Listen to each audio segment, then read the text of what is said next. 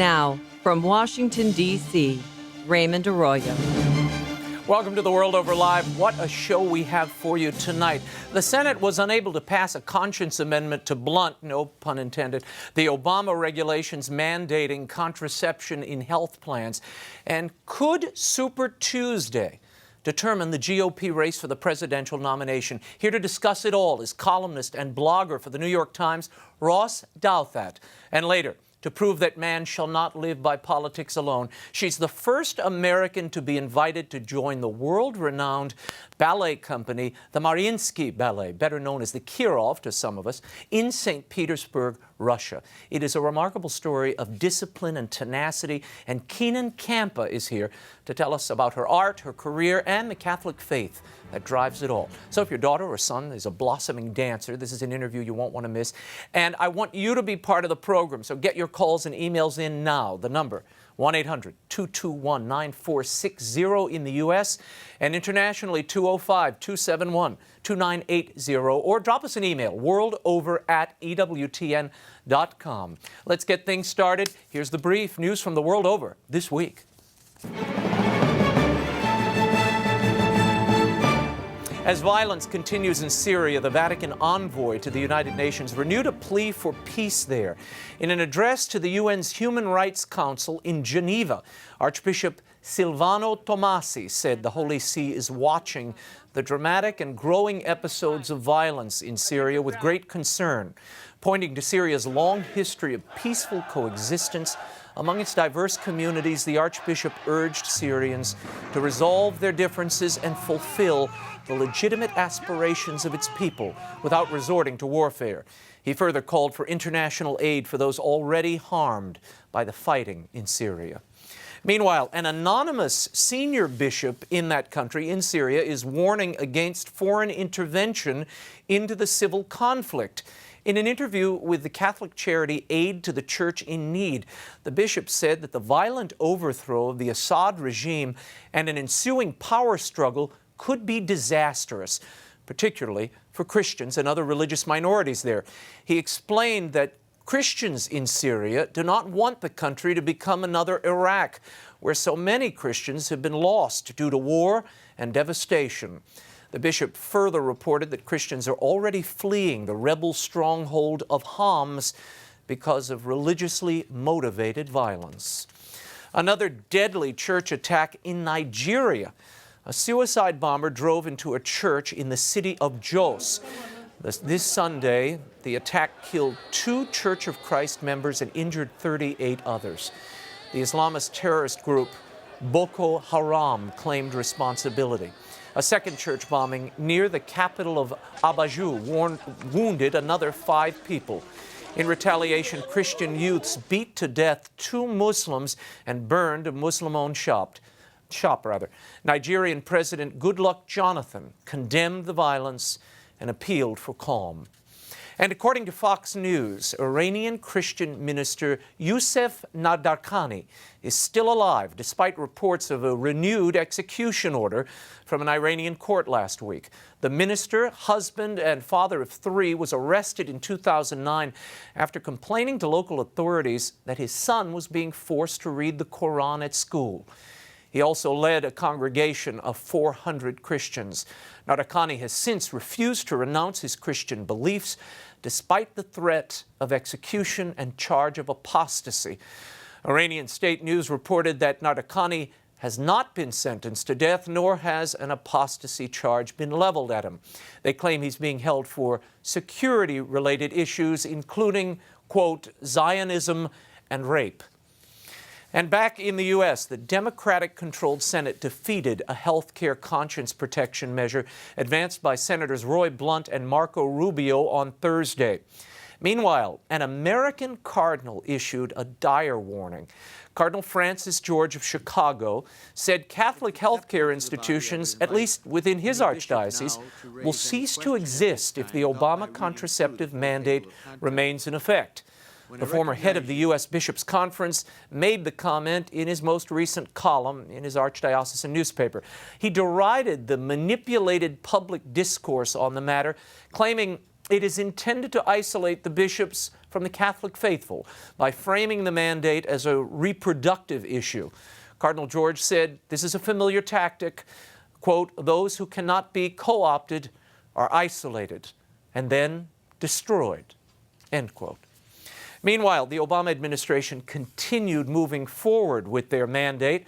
Health and Human Services Secretary Kathleen Sebelius said Wednesday that the administration will be presenting a new accommodation for religious institutions that object to the mandate. Apparently, just like the old accommodation, Sebelius said it will provide both free contraceptive coverage to women and respect religious liberties. To that end, the HHS secretary said she has reached out to Catholic health leaders, priests, and union leaders. She did not indicate whether she has spoken with Catholic bishops. And there was a setback for conscientious objections in Scotland on Wednesday. The Court of Session in Edinburgh, the Scottish High Court, ruled that midwifing nurses cannot remove themselves from supervising abortion procedures. Judge Lady Smith rejected the claim of two Catholic nurse supervisors who argued that their being assigned to supervise staff involved in abortions was a breach of their human rights. Smith wrote that the two midwives were protected from having any involvement with the procedure and that they are, quote, sufficiently removed from direct involvement. Archbishop Mario Conti of Glasgow quickly objected to the ruling, calling it an assault on the most basic freedom and duty which we all have as human beings, namely to follow our conscience and act accordingly. Back in the U.S., Virginia's contentious legislation requiring ultrasound exams prior to abortions is on the verge of becoming law after narrowly passing the state Senate on Tuesday.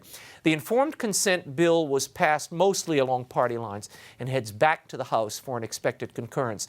The Senate stripped language from the initial legislation that required a more invasive ultrasound procedure. The legislation includes a waiting period after the ultrasound. Other states, including Pennsylvania, Mississippi, and Kansas, are on the verge of passing similar laws. And Maryland has become the 8th U.S. state to legalize gay marriage. Democratic Governor Martin O'Malley, a Catholic and outspoken advocate for same-sex marriage, signed the bill into law on Thursday. Marriage defenders have vowed a fight. Ahead of the signing, Cardinal Edwin O'Brien, the former head of the Archdiocese of Baltimore, said the Catholic Church and the Archdiocese will eagerly and zealously, quote, engage its 500,000 members to overturn this radical legislation, end quote. Referendum efforts are already underway to take the issue to Maryland voters this November. And Vatican documents that shed light on hundreds of years of European history have just been made available to the public. Entitled Lux in Arcana, the exhibit includes such items as Galileo's trial record, Martin Luther's writ of excommunication, as well as King Henry VIII's request for an annulment of his marriage to Catherine of Aragon. The exhibit marks the 400th anniversary of the establishment of the Vatican Secret Archive by Pope Paul V. The historic artifacts went on display this week at Rome's Capitolini museums and can be viewed until September 9th. This is the first and maybe the last time these items can be seen outside of Vatican City. So if you're looking for an excuse to take a Roman holiday, be our guest. And finally, I want to remind you about our new contest to honor Mother Angelica's 89th birthday in April. I want to hear from you. Let me know how Mother Angelica has touched or changed your life. Was it something she said or did? Send those stories to Raymond at RaymondArroyo.com. Easy to remember. Put Mother in the subject line. The author of the best stories will receive a free copy of one of my Mother Angelica books, and we may read your letter on air. So be sure to send those Mother Angelica remembrances to Raymond at RaymondArroyo.com. When we return, we'll catch up on the presidential race here in the U.S., as well as the latest news on the battle over this conscience protection in the healthcare law with New York Times columnist Ross Douthat. The World Over Live continues in a moment. Stay right there.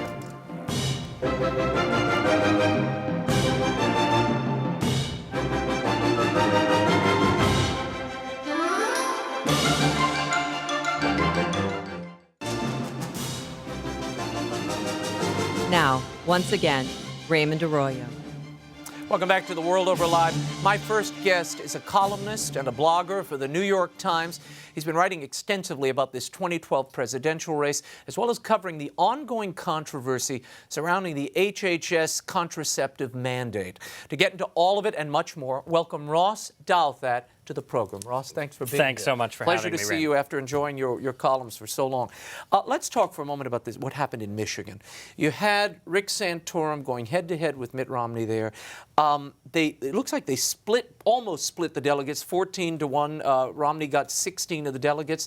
What does this tell us about the ongoing battle as they move to Super Tuesday, and you've got a large number of states in play?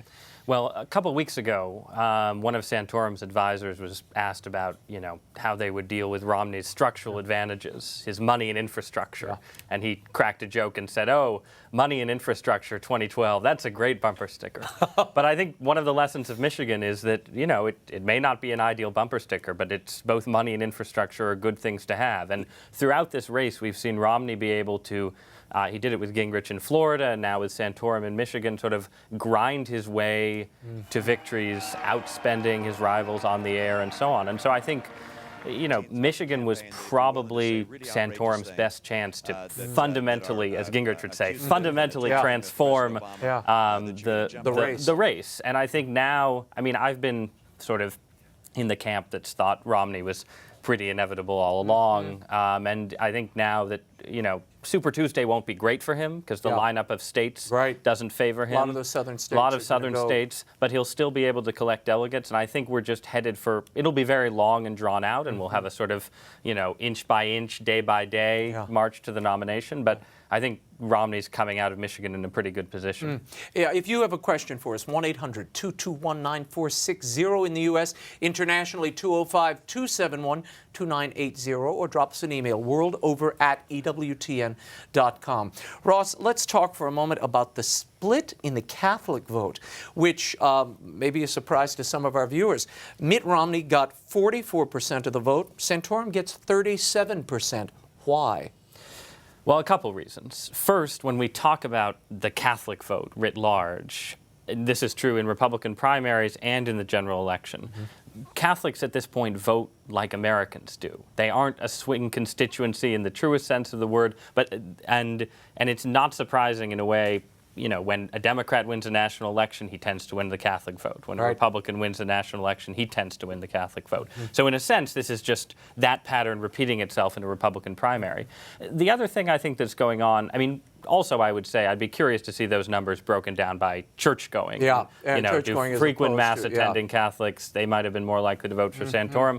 But I think Santorum also hurt himself. I think one of the worries about Santorum for even a lot of social conservatives, religious conservatives, people who agree with him on the issues, is that he isn't an ideal standard bearer. And that he has, I wrote this recently, he has the temperament of an activist sometimes more than a politician. And I think you saw this in the run-up to Michigan, where he wanted to have an argument about John F. Kennedy's famous church and state speech, right? And he said that speech made him want to throw up, right? And one, obviously the tone is perhaps a little off for a presidential candidate, and two, there are valid and interesting critiques of that Kennedy speech, and there's a lot of interesting church-state debates to be had on that front.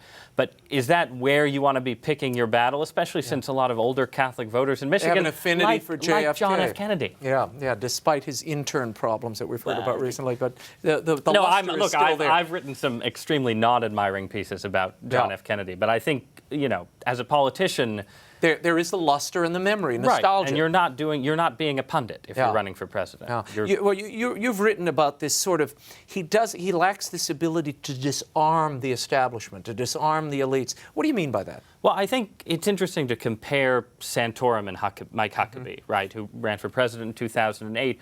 And both Santorum and Huckabee have pretty much similar positions on all the hot-button social issues. And yes, Santorum is a Catholic, so the contraceptive issue comes up in a way that it didn't with Huckabee. But Huckabee's an evangelical, so creationism came up with him, right? But what Huckabee had was the great gift, to, for instance, go on The Daily Show with Jon Stewart and have an argument where, nobody's further apart in American politics than Jon Stewart and Mike Huckabee. But he sort of charmed his way through it. He could go on and schmooze and be charming and sort of disarm people who naturally disagree with him. And that isn't Santorum's greatest gift. He's gotten better in the course of this campaign in certain ways than I think a lot of people remember him being. But I think what you saw in the run-up to Michigan was sort of the shriller, more strident Santorum coming out, the, calling Obama a snob because he didn't go to college, which I'm going to play a bite that refers to that. Well, then I won't step on it. No, but that's an interesting analysis. Let's talk for a moment, though, before we leave Santorum and play this bite. When you see him in front of these working class crowds, though, as I did in Iowa, and he's standing literally on a buffet at a pizza parlor with a bullhorn, and these people are, he's so resonating with them. Isn't that a voting bloc, sort of the white working class Democrats, many conservative Democrats, isn't that a voting bloc that you need to win a major election and that Mitt Romney has been unable to connect with? Oh, yeah, absolutely. Look, I mean, my saying that Mitt Romney will almost certainly be the Republican nominee doesn't change the fact that Romney is a deeply flawed candidate who, is being given a real run for his money by Santorum with exactly the voters you describe.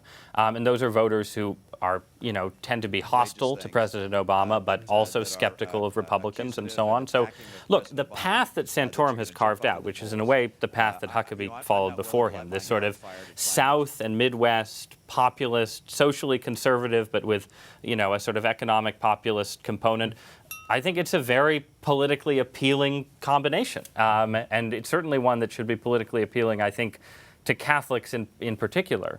I just think Santorum has not been the ideal messenger for it, especially in the run-up to the Michigan primary. I want to play this bite for you. This is his Michigan speech just the other night when this vote happened. And this is a reaction, if you will, to those comments you referenced, that not everybody needs to go to college. They're snobs, and if you go to college, you'll get brainwashed. Look at a Harvard guy like you. Look at the brainwashing. Look what happened. Let's go to this bite. Here's Rick Santorum. My mom's a very, unusual person for her time. She's someone who did get a college education in the 1930s and was a nurse and got a graduate degree even as a nurse and worked full-time. And she worked all of my childhood years. She balanced time as my dad did, working different schedules. And she was a very unusual person that time. She was a professional who actually made more money than her husband. I grew up with a very strong mom, someone who was a professional person who taught me a lot of things about how to balancing work and family and doing it well and doing it with a big heart and commitment. Is Rick Santorum overcompensating there? Well, it was a little bit awkward, I would say. But it is, we think he's overcompensating because we know what he said about, college and snobbery a week or so ago. I think that what you heard right there, maybe framed a little bit more smoothly. That's the message, right? Like that's the needle you have to thread. That's the place you want to be. You want to be the Republican guy who can win working class moms. And this was, the promise of Sarah Palin initially before the implosion, before everything else followed. So I think, the ability to talk about an issue like work-life balance, right, which is not an issue that comes up often in presidential campaigns. But for working class people, you're a mom working at Walmart. What matters most to you? Your ability to sort of juggle, your kids are in daycare and so on. So I think there's really something there, but. It comes after, the sort of the other side of Santorum, which is, it's not just saying Obama's a snob if he wants everyone to go to college. It's then starting this whole ideological argument about whether college brainwashes you and so on. Again, great topic for a column. For a presidential candidate, less so. And incidentally, we invited Rick Santorum on the program tonight, and apparently they're still having scheduling difficulties, so we'll keep at it. Hopefully they're not watching this. Throwing things at the screen. No. Well, we're being honest. We're having a conversation here. Let's talk about Mitt Romney. I'm going to play this little bite. This is Mitt Romney in Michigan making the pitch. I want you to react stylistically to this. Does this resonate and hit the voters, particularly in a Republican primary, the right way? Roll the bite. A little history. I was born and raised here. I love this state. It seems right here. The trees are the right height. I like seeing the lakes. I love the lakes. Just something very special here. The Great Lakes, but also all the little inland lakes that dot the parts of Michigan. I love cars. I don't know. I mean, I grew up totally in love with cars. It used to be in the 50s and 60s, if you showed me 1 square foot of almost any part of a car, I could tell you what brand it was, the model, and so forth. Now with all the Japanese cars, I'm not quite so good at it, but I still know the American cars pretty well. And drive a Mustang. I love cars. I love American cars. And long may they rule the world, let me tell you. Your reaction? All right, look, it's easy to make fun of that. And obviously, it's a reminder of Mitt Romney's more than occasional awkwardness as a campaigner. It sort of fits with, in Iowa, he started finishing his speeches by quoting from the lyrics of America the Beautiful. Yeah. And this sort of became a thing, but it was always this sort of awkward, like kind of spoken word, Yeah, it was back and beautiful, for forth. spacious skies. Yeah. And so, In the back of the Rambler. right. Yeah. So the question for Romney in the primary and then in the general election, right, is there any way to make that side of him seem endearing rather than hopelessly awkward? Yeah. Or maybe endearing because it's hopelessly But he's running out of awkward. money, right, Ross? I mean, by the reports, it looks like he's spent $15 million in the run-up to the. Now he's at Super Tuesday. He doesn't have the reserves he once had. What do you think happens here? Does this level the playing field, or does he write his own check and unleash the Romney buzzsaw? Well, that we've seen in other states? that's. I think they're very resistant to the idea of writing his own check just because of the optics. I mean, I think that, most likely he has enough money to again sort of grind his way through Super Tuesday. And I mean, you heard him make a pitch for money in his I think in his victory speech in Michigan, which is the first time he's made a fundraising pitch in this campaign. But I think ultimately, the thinking in the Romney camp is, as it becomes clearer and clearer that he'll be the nominee, the money will come back. Let's talk about Newt Gingrich, who's been on this program before. What are his prospects at this point going into Super Tuesday? It seems he's pinning all his hopes on Georgia. Is that enough? Enough for what? I mean, enough to continue on. Sure, yeah. I think that it will be enough for him to justify continuing on, because if he wins Georgia and performs credibly in Tennessee and some other southern states, because of the way this primary season is set up with very few winner-take-all states, he can collect a small cluster of delegates and at least justify continuing on for, I don't know, a few more weeks, a month, and possibly beyond that. Because then, I think, for Gingrich, it then becomes sort of like the Ron Paul campaign, where the rationale is we're going to continue collecting delegates, and the argument will be, at the end of the day, Romney won't have enough, and then there will be some sort of brokered convention, and then et cetera, it will matter that Gingrich has accumulated all these delegates. I don't obviously think that's a plausible path to the nomination or to really anything at all, but I think that's the logic they'll be following, and you can see why if you were running for president you would find it convincing. Yeah. Before we leave this topic, we've got major states coming up: Georgia, Mississippi, Tennessee, Oklahoma, Idaho, Alaska, where more than half of the primary voters in those contests are evangelicals. What impact will that have, do you think, on the outcome in those states? It'll make it harder for Romney to win as many votes. I mean, I think the pattern we've seen throughout the primary season is that he does actually quite well among Catholics and does a lot worse among evangelicals. And there are a variety of reasons for that, ranging from the Mormon issue hanging over things, but also just sort of generally evangelical voters are more economically as well as socially conservative, and more likely to sort of be fret about Romney's moderate record and so on. So, and that's why, as I said before, the Super Tuesday lineup of states is not ideal for him, and we won't leave Super Tuesday saying, oh, it's over and everybody has to clear the field. I think the big question for Romney on Super Tuesday is just Ohio. If he beats Santorum in Ohio, then I think he's a big step closer to the nomination. I think he can afford to lose to Santorum, but that's where he'll need to do very well. I think he's less concerned about some of the southern states where his assumption is he'll get 25% of the vote, collect some delegates, move on. Ross, you've written eloquently and perceptively about this HHS mandate vis-a-vis the media and the way it's being framed and some of the biases that you think exist in the media. Let's just look at this. I'd like your take on this. The bishops are kind of caught right now because the media has attempted to frame this as an access to contraceptives and reproductive health issue. The bishops are attempting to frame this as a religious liberty issue. Who's winning out, and can the bishops ever get a leg up given the media biases at play?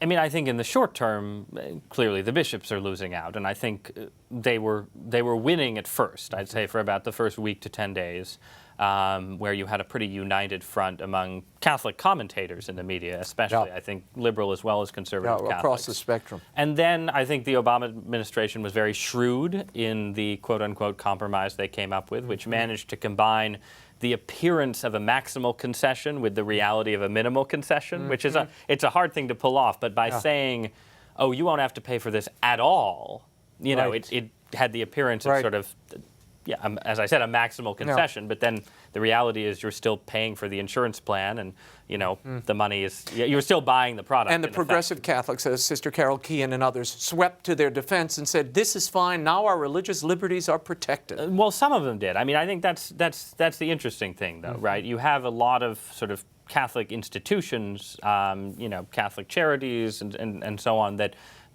you know, sort of where people made initially favorable noises about the Obama compromise, and then there was backpedaling and so on. So I think, yes, there were clearly a number of Catholics who were looking for a reason to sort of forgive Obama and move on. But then I think the bishops haven't done a terrible job of sort of maintaining a broader institutional united front. So it isn't just the bishops, it's the bishops and universities, it's the bishops and Catholic charities and so on. Yeah.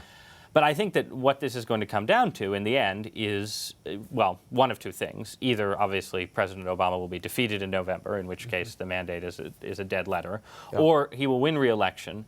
And then the question will be, what can the bishops successfully create some form of civil disobedience? Because I think that is what as long as it's an abstract debate, right, where you're saying, you know, it's about access to contraception and what's the big deal and so on, that's a debate the bishops will lose.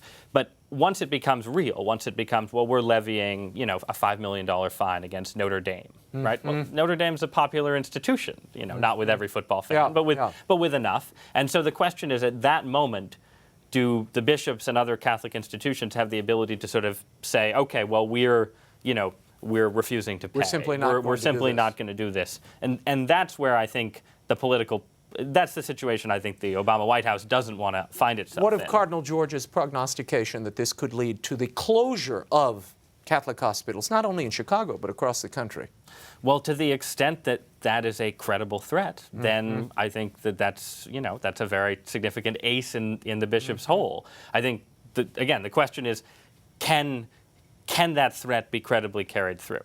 And to the extent that it appears credible next year or whenever the mandate really goes into effect and so on, then I think the bishops have a lot of leverage. But it will, it's a tricky situation. We haven't really found ourselves in this kind of situation in recent American history, where you're trying to sort of create the right kind of civil disobedience to inspire public sympathy. I like the line I read this week that's saying, comparing this trying to create this or craft this as a contraceptive battle is like comparing the American Revolution to a battle over tea, and which is actually a good point. Right, because obviously, the deeper principle at stake, I mean, it's about religious freedom, but it's also just about the freedom of private institutions in general to participate in civil society, do things that we want private institutions to do, run charities, run hospitals, and so on, while having different values from whoever happens to be running the Health and Human Services bureaucracy.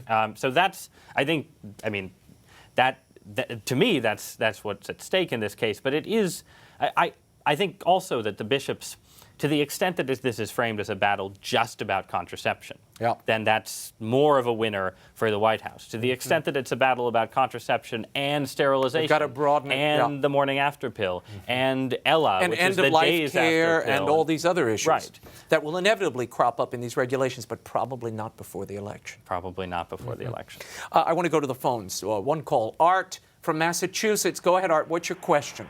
God bless you, Raymond and EWTN. I Sure. like to make the statement and then the question. You have the Mormons supporting Romney. They're proud of their faith and religion. You have the minorities supporting Obama. And I am proud to be a Catholic. We have 2 Catholics in the race, and they're very moral. They're on the high ground. You know, where are this Catholic bloc supporting our Catholics? God bless you. Yeah, well, the Catholics often don't move as a monolith, do they? Not now, no. I mean, 50 years ago, in the time of John F. Kennedy, there was really a Catholic bloc. The way Right. they're not actually quite as strong as the Mormon bloc, in Right. the sense that more Catholics voted for Richard Nixon probably than Mormons will vote for That's right. Barack Obama. Yeah. But clearly that bloc existed. But that also reflected that, Catholic culture in the 1940s and 50s was much more separate in certain ways from the mainstream of American life, in positive ways and negative ways. You could say it had solidarity, or you could say it was a ghetto, and in different places. But everybody believed the same thing. But people they were being taught the same thing in there the was, parish. and there was consensus, and that existed. But now, I mean, part of it though too is there are 70 million Catholics in the United States. There are only, I forget the exact numbers, but only a few million Mormons. Yeah. It's much easier to have solidarity as a voting bloc when you live in 2 or 3 states for the most part. You're a smaller and more cohesive group, and so on. So some of it is just the growth of the Catholic population. Are you amazed by the cohesion we're seeing, largely because of this HHS mandate, I might add, between evangelicals and Catholics, even though they disagree on the contraceptives issue itself? No, because I think that we've been seeing in American politics for 20 or 30 slowly years. coming together. And frankly, I mean, if you look at evangelicals' opinions of Barack Obama in general, I mean, Barack Obama could come out and endorse sola scriptura, and there would be evangelicals saying, "Well, what's the secret plot here? Yeah. What's he What trying line to is he pull gonna over throw on?" at us? So no, that doesn't. I mean, I think it's obviously Catholics should be grateful for it, but I'm not surprised that it's happening. Yeah. Let's talk for a moment about the presidential apologies we've been seeing in the wake of this, the burning of these 2 Qurans in Afghanistan. They were accidentally burned. They had various incendiary inscriptions within them. They were put on a pile, incinerated, and mayhem ensued. We had the killing of several officers at point-blank range in a secure facility, rioting in the streets. The president has issued apology after apology. He went on the Today Show just today and said, or Good Morning America rather, and said, look, we brought the tension down. No sooner had he said that than 2 more officers are killed over there. Are you at all surprised, A, by the reaction, and B, that there's a sensitivity to inflaming religious sentiments in this regard, but virtually none when it comes to these religious liberty issues and this contraceptive mandate et al.?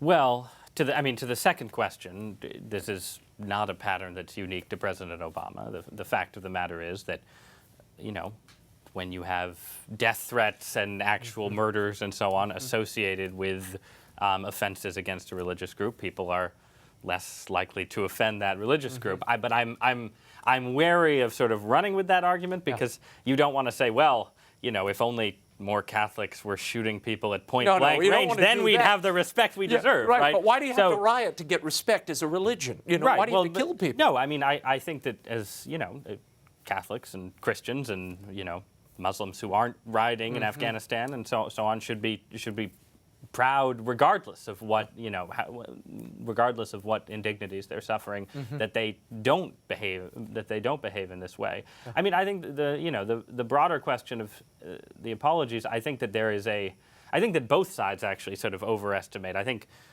The president himself and sort of his liberal supporters and so on, I think, vastly overestimate the ability of a presidential apology to, if you're planning to blow yourself up out of fury at an assault against your faith and your God, you're probably not going to be mollified by Barack Obama saying, I'm sorry. Yeah. On the other hand, I don't think, I think conservatives can go too far in the opposite direction and say, oh, well, this just inflames them further because it shows weakness. Frankly, Which is what some Islamic scholars are saying, Ross. Some say this, but look, I think the reality of Afghanistan in particular is that it's a world unto itself in a way that I think Americans don't fully appreciate. There was polling out of Afghanistan that showed that some extraordinary number of Afghans don't know what happened on 9/11. Right? I mean, which to Americans is sort of, it's like, well, we're occupying your country because of what happened on 9/11. Right. You should, you should know. But I think it's just, I think it's important, and this obviously has implications for our military we're policies. Back at culture. But it's just important for Americans to recognize sort of the limits of our ability to, to affect what happens in this culture one way or another. To my final question, I want to pivot to culture. You've written for so long on this topic as well, which I share a kinship with you. The Oscars we saw this weekend. Okay. When Sacha Baron Cohen dumping Bisquick on Ryan Seacrest becomes the high point of the Oscars, American cinema is in trouble. You've written that it is the hollowing out of the middle brow. What do you mean by that? And I love the line. Well, basically what's happened to the movie industry over the last 20 or 30 years is that the economics of the business have become dependent on a certain kind of blockbuster entertainment. Spectacular. But not just spectacular. I mean, people like to blame this on Jaws and Star Wars, right, and say it's all been downhill since then. But actually, Jaws and Star Wars are wonderful, great movies. Wonderful movies. The real shift is the shift to what they call pre-sold blockbusters, which is why every summer movie is a comic book movie that comes out, or a sequel to a comic book movie, and so on, where studios are very reluctant to spend a lot of money on original ideas that cost more than a small amount to make. So that's where the movie industry places the bulk of its energy, and then you have this wave of prestige movies at Oscar season that nobody sees. Now, sometimes, and last year actually, the prestige movies really worked, and you had films like True Grit that there were a number. Like I looked it up, like 5 or 7 of the Best Picture nominees actually made over $100 million at the box office, which is very rare. So people saw them, people liked them in general. The King's Speech was a big hit, and so on. But then this year, not so much. It just, so nobody saw the prestige movies. They weren't very good. The Academy voters made some bad choices, ignored what I think were a couple good movies they should have nominated. Margin Call, this movie about Wall Street that was quite good. And so you're left with, The Artist winning for Best Picture. And The Artist was it's a fun little movie. I enjoyed it for a while, but it's not, it doesn't feel like a Best Picture. It's not Tree of Life, is it, Ross? Well, Tree of, a lot of people fell asleep during Tree of Life. I like Tree of Life, obviously. I'm not surprised that the Academy didn't reward it. It's a bit out there, but Ross Douthat, always great to see you. Great to see you, Thank you for Raymond. coming out. We'll have you back soon. And you can visit the New York Times website at nytimes.com. I know some of you get worried about the New York Times. Read Ross's stuff, you'll see. Also in April, Ross Douthat has a great book coming out, Bad Religion, How We Became a Nation of Heretics. That's a title we'll definitely have him back for. So I'll be looking for that. Up next, she is the first American to be invited to dance with the famed Russian Mariinsky dance troupe. She'll tell us about the discipline, the sacrifice, and the faith of her climb when The World Over Live continues. Stay right there.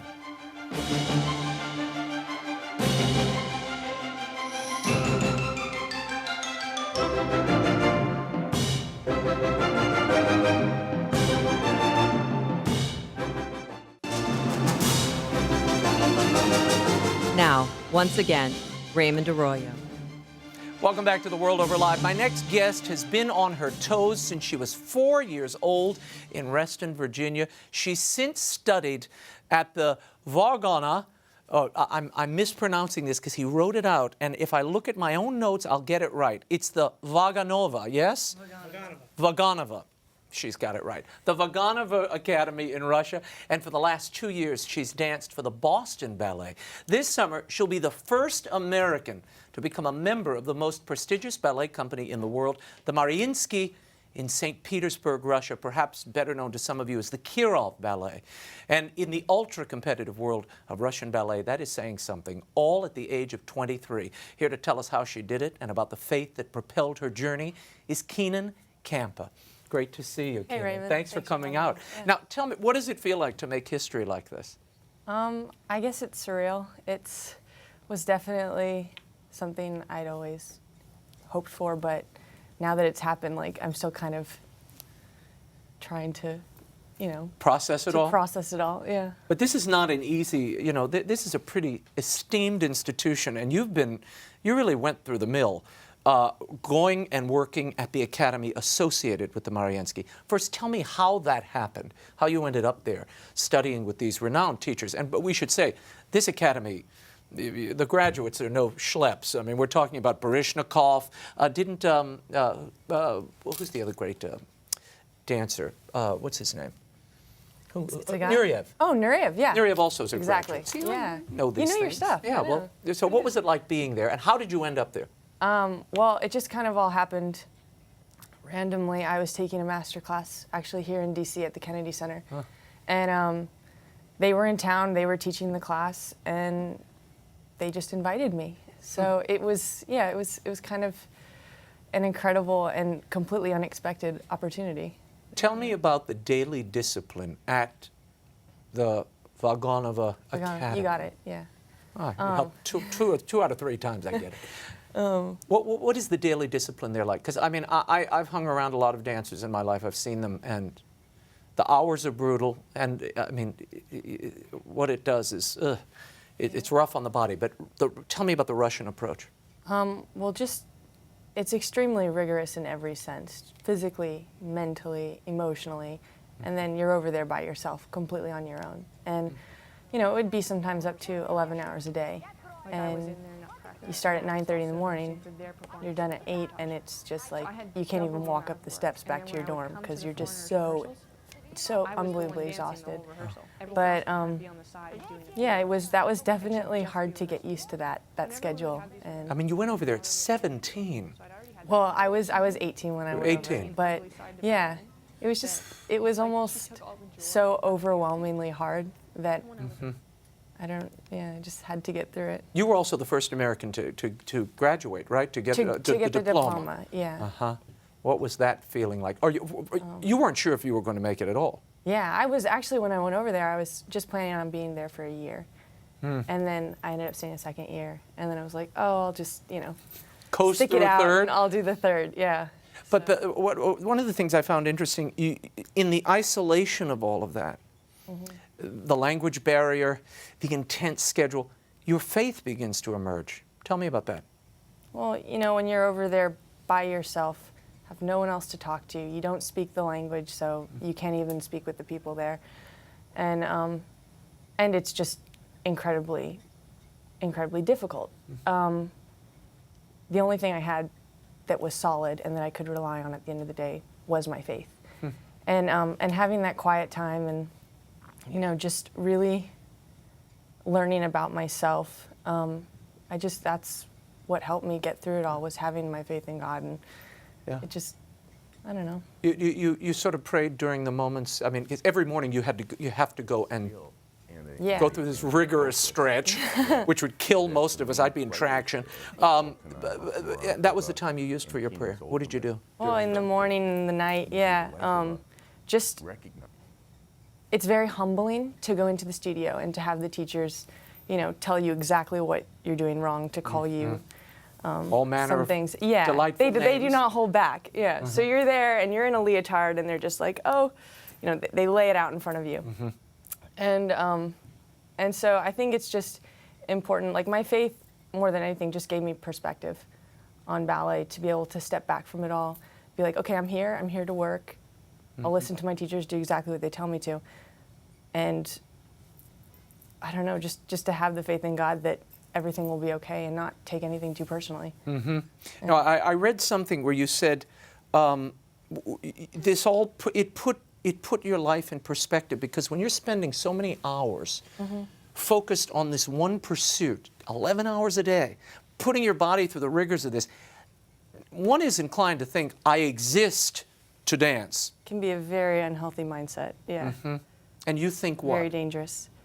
Well, obviously I love ballet, and I've dedicated a huge portion of my life already to it, and I adore it, but at the same time, that's not what life is about, and that's not my goal as a human being.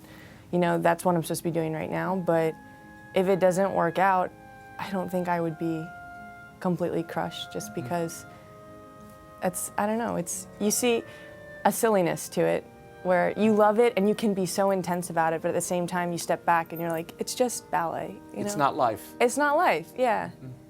And you know, whatever happens, happens. And when I'm given these opportunities, I love it. Like, just make sure that I work every moment. But you were a little disappointed when you got your diploma in Russia, and then what normally happens is they would invite a dancer to be part of the company, the professional company.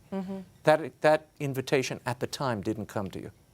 And it was something I hoped for, but since no Americans ever done it, I wasn't banking on it. Yeah, and I was definitely heartbroken and crushed when I didn't get a yes or a no at the end. Just they said they couldn't give me an answer, and it was the same day I had to tell Boston. Because you had an offer from the Boston Ballet, where you end up the same day performing. where I ended up. Yeah. So no, I was really crushed. Okay. Because I read somewhere you also, at that time, you also sort of let your faith relax a little bit because you were distracted by it all. Slip. Okay. And I still kept going to Mass, and I still kept praying, but it definitely, I didn't have that fire, you know, and that same passion, and I definitely, I don't know, I was just kind of going through the motions. But well, we'll talk about the turn in a second. Yeah. I want to welcome to the panel now Ken Ferguson, who is a former executive at National Geographic. And you were involved in a film, a documentary on Kenan and this whole pursuit, a really dramatic film, I might add. How did you come to this, and what do you see in this story? Well, I was fortunate enough to see Kenan dance on a grainy YouTube clip. I was so moved by it, I reached out to find out who this woman was. And long story short, we got her a camera, and she went behind the scenes while she was there in the Vaganova, because she was at the Vaganova for 3 years. And she got clips, and the story became all the more incredible. It's truly inspiring. America's going to fall in love with this woman and her story. We've seen the black swan, now the white swan. This is the white swan, the true white swan. you did it so much. I mean, her story is inspiring for anybody who dares to dream and then persevere to see that dream come to fruition. And she went through an incredible amount of almost mind-numbing adversity for 3 years at the Vaganova. Yeah. She understates the amount of work. She was injured several times, and she paid the price, and she's now reaping the benefit. You know, Kenan, I having crossed paths with a number of Russian dancers, they can be tough competitors. What was the worst you saw when you were there with the company? I mean, you know, I've heard tales from other dancers of dirty tricks and such that are at times. I mean, yeah, ballerinas in general have quite the reputation to be a bit cutthroat and catty, and you know, especially when it's your job and it's your life, and I don't. There's so many different instances I encountered where they just try to make your life as miserable as they can, and you know, ultimately you just have to smile and kind of laugh at it. It's the only way, and it just drives them crazy. And sometimes because you're not reacting and they're not stopping you. Yeah. Just sometimes kind of like you're pathetic. Yeah. So sometimes pushing forward is the I best guess, revenge.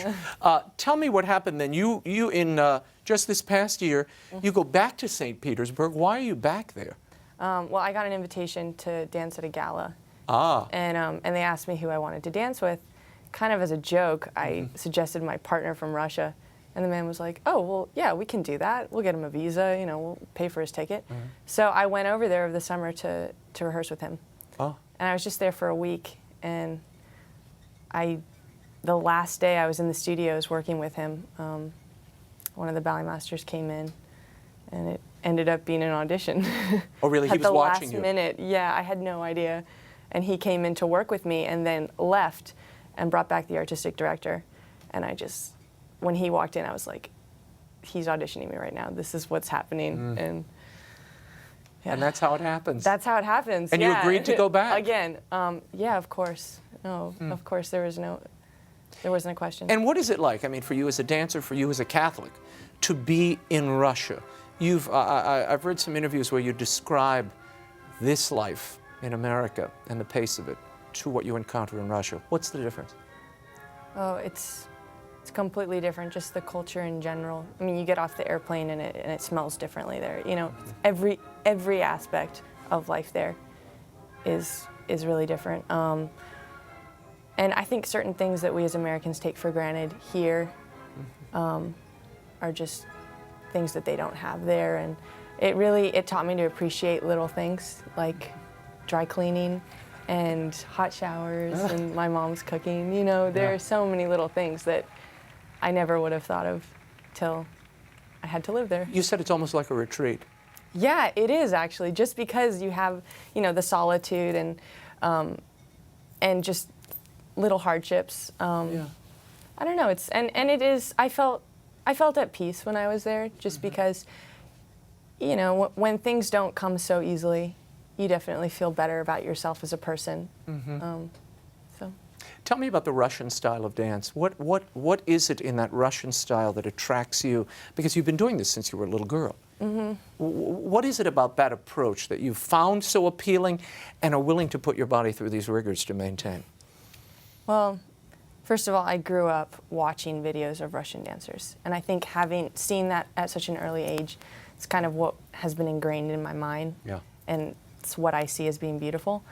And I don't know, there's just a certain quality to Russian ballet that's just elegant and it's honest and nothing's contrived. It's just, I don't know, to me it's ballet in its rawest and purest form, and it's refreshing. And it's kind of like, I feel like only through that hard work that you can get to that level and attain that beauty.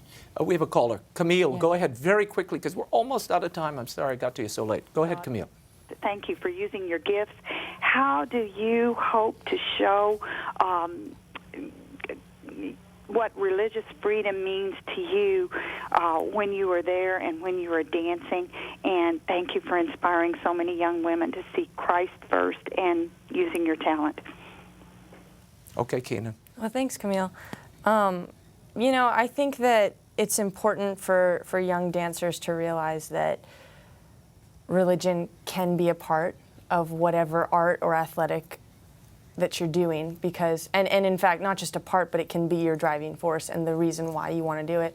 And I know it's kind of intimidating that so many people in this line of work are not religious at all, and they have nothing that they're living. I don't know, it's just, it's really sad. And so just to encourage people to, I don't know, embrace their faith and use it to...